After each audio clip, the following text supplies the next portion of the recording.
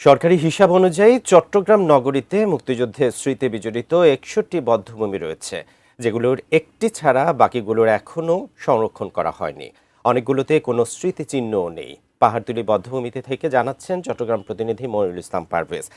মনিরুল ইসলাম পারভেজ, নিশ্চয়ই আমাকে শুনতে পাচ্ছেন। আজ শহীদ বুদ্ধিজীবী দিবস। আজকে এই আয়োজনের কেমন আয়োজন দেখছেন? সেই সাথে যেমনটা বলছিলাম যে বধ্যভূমিগুলো এখনো সংরক্ষণ করা হয়নি, এ ব্যাপারে প্রশাসন কোনো উদ্যোগ নিয়েছে কিনা? বরাবরের মতো আমরা সরকারকে জানাচ্ছি এবং সবার মাধ্যমে আসলে এটি নিয়ে গবেষণা হয়েছে চট্টগ্রামে এ পর্যন্ত যে 61টি বধ্যভূমি, তার মধ্যে এই বধ্যভূমিগুলি অনেকগুলো স্মৃতিচিহ্ন নেই। যেমন হালিশহরের নাথপাড়াতে আমরা দেখেছি সেখানে মানুষ ময়লা ফেলে।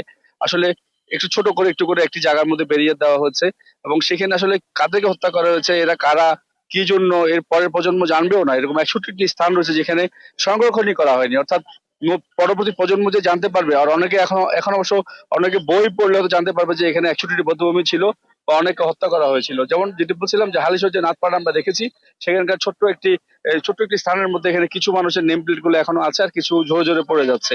এই ধরনের একটা অবস্থার মধ্যে রয়েছে চট্টগ্রাম। আর এখন যেখানে রয়েছে এই পার্থলী বধ্যভূমি, এখানকারও অনেক জায়গা অবশ্য দখল হয়ে গিয়েছে এবং এখানে ছোট্ট একটি জায়গার মধ্যে এখানে স্মৃতিচিহ্ন ছোট করে রাখা হয়েছে। শুধু এই জায়গাটি ছাড়া চট্টগ্রামের আর অন্যান্য যে জায়গাগুলো বলছিলাম যে 61টি স্থান রয়েছে, সেখানে কিন্তু সেই বধ্যভূমির যে স্মৃতিচিহ্নও নেই। এবং এখানে আমরা দেখেছি অনেকে শ্রদ্ধা নিবেদন করছেন বিভিন্ন বিশ্ববিদ্যালয় থেকে বিশ্ববিদ্যালয় এখানকার একজন এই চট্টগ্রাম বিশ্ববিদ্যালয়